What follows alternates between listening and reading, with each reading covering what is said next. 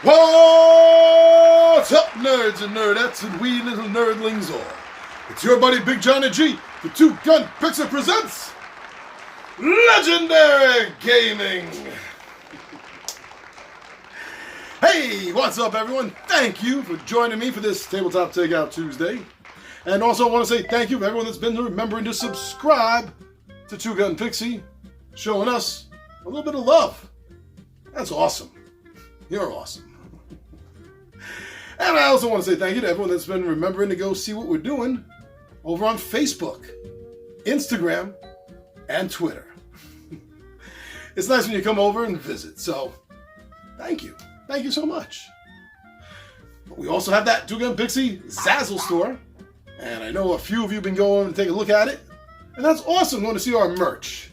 Even if you don't buy anything, I mean, hell, you are taking the time to eyeball it. Wow, that's really great.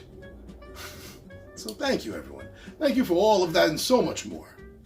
But we are here for another Tabletop Takeout Tuesday, my friends. And we are here to talk about a game that I have been enjoying. And it's a game I think you just might like too, especially if you like fantasy games.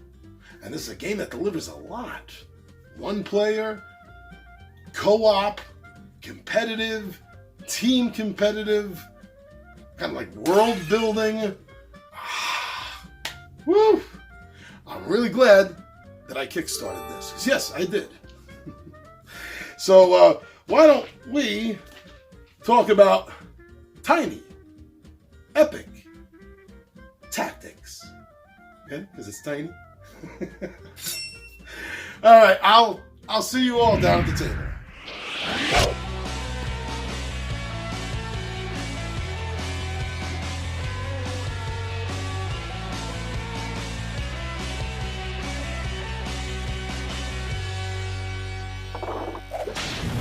Tabletop Takeout. Tiny Epic Tactics. The solo variant. That's what I want to talk about today because I've played that a couple of times as well as playing the group game.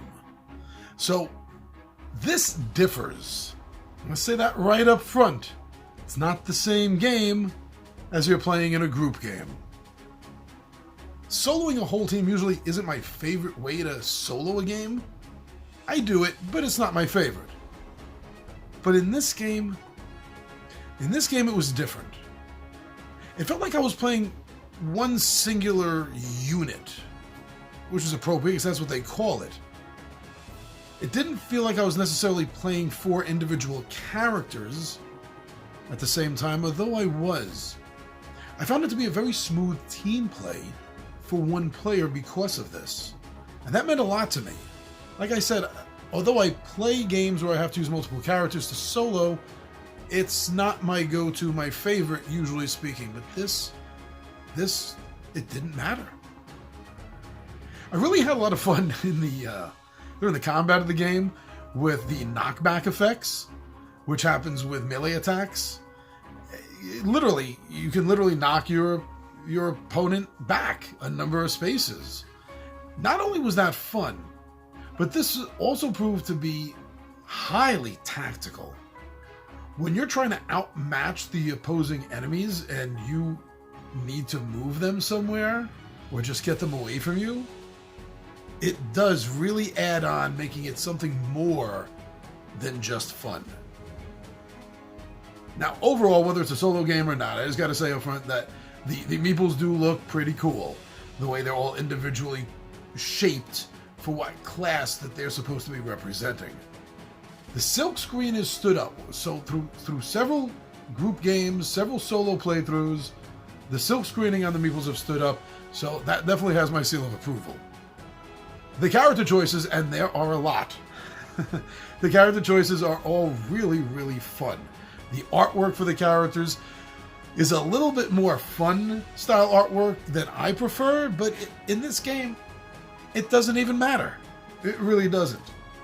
Everything about the characters on the card, their information, the symbols, the icons that they use, so very easy. Once you take one look in the rulebook, you know exactly what that symbol means. So reading the cards is really, really easy. Overall, the rules of this game I like because they're simple. They make sense. Each movement, each rule for each movement or action that you can do, it makes sense. And it's not overly complicated. It makes it an easy game to learn, a quick game to teach. And that is always a bonus for any game. Now, because of all this, I mentioned all the different amount of characters that there are in the game. There are also a lot of different ways to play this game. So this game has high replayability. And you always want to be able to throw a game on the table and not be bored of it because you know it so well. So, yeah, like I said, besides so many different characters to choose from, the game modes themselves. There's a 2 to 4 player competitive mode. You can play competitive team, 2 versus 2. Like I'm talking about here right now, this is the 1-player solo adventure, is what they call the variant. But you can also do this adventure variant as a cooperative 2-player game. And then they got this version where you can build your own maps and boards in order to have combat and fight competitively against each other. And that's the 2 to 4 player battle build mode. And then on top of that, the game launched with 2 expansion maps. So it changes up the environment, it changes where things are placed, so therefore it changes the movement in the game, it changes line of sight, it changes where the high peaks are, where the ballista is, where the water that's going to add extra movement to you. It changes it all up, so that changes the tactics that you're going to need to create during the game, which again adds on to replayability. Like Tiny Epic Galaxies, the solo game for Tiny Epic Tactics is different than the group game. This in particular is a dungeon delve, and you're out to rescue 6 arcane crystals from these terrible minions that not only guard them, but also roam the land. And these dungeons, they have traps, they have locks, there's cave-ins. It really is a dungeon delving quest. I love that. I love the idea of a tiny, fast dungeon delving game. No, it really is. It's fun, and I love the fact that it plays different than if you're playing with a group.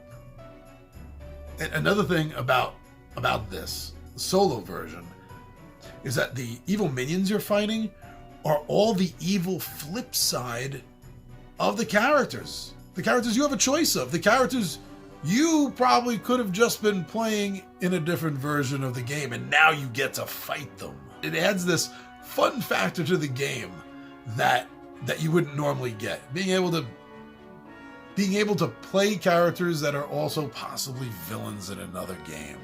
I like that. And overall, since I have played this both competitively in a group and I've played this solo, I gotta say, I do. I truly love both versions, both ways to play this game. But as a solo game, if you're looking for a great solo game that's going to play in under an hour, and you like fantasies, you like dungeon delving, I'm telling you, go. Check out Tiny Epic Tactics. It's designed by Scott Alms and published by Gamelyn Games. Watch some videos on it. If it's in your board game cafe, take it off the shelf and give it a try. You're going to want this game. You're going to want to play this game.